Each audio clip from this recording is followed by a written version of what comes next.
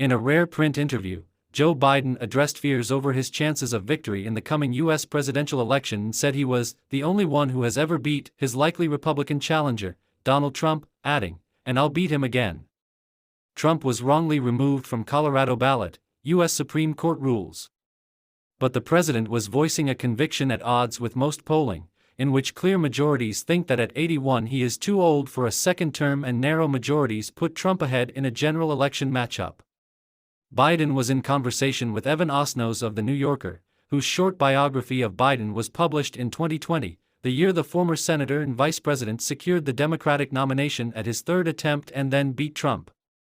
Osnos wrote, "Now, having reached the apex of power, Biden gives off a conviction that borders on serenity, a bit too much serenity for Democrats who wonder if he can still beat the man with whom his legacy will be forever entwined."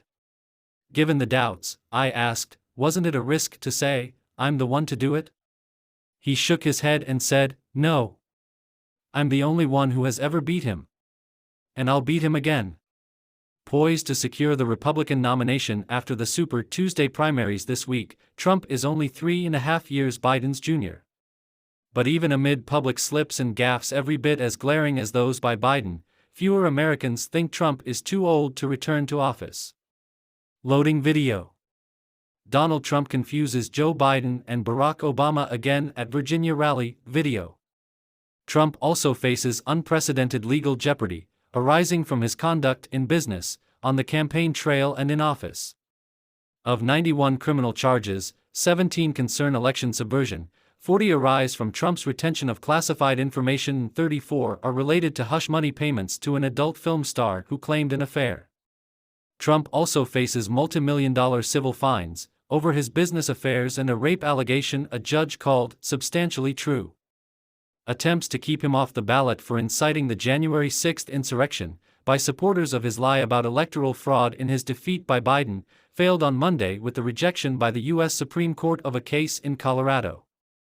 Osnos noted that regardless of such unprecedented challenges for a near-certain presidential challenger, by the usual measures on which incumbents are judged, falling violent crime, unemployment below 4%, record stock market highs, Biden should be cruising to re-election. And yet, even amid warnings from pundits that conventional polling means little so far out from Election Day, Trump is generally ahead.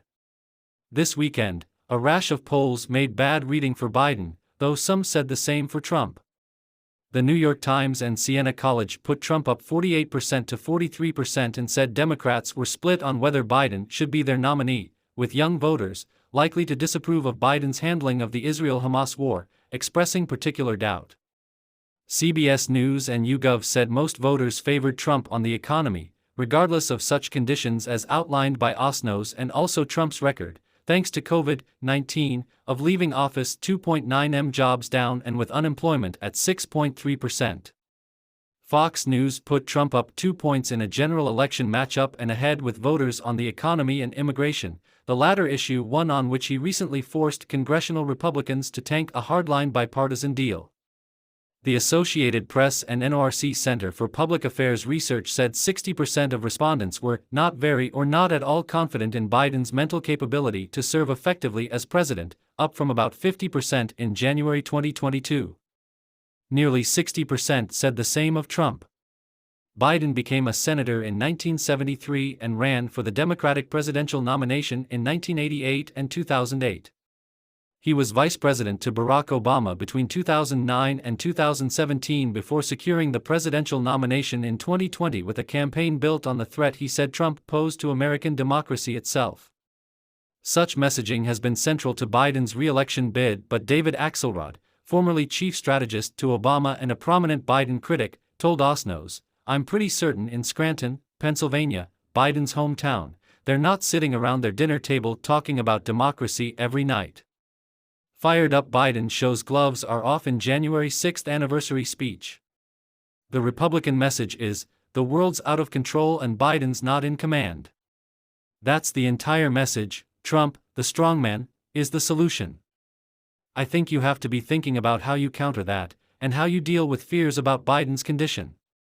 Calls for Biden to step aside for a younger candidate have been rejected by the White House and most progressive pundits. In conversation with Osnos, Biden remained resolute. For the president, Osnos wrote, the offense of the contested election, in 2020, was clearly personal. Trump had not just tried to steal the presidency, he had tried to steal it from him. Biden said, I'd ask a rhetorical question.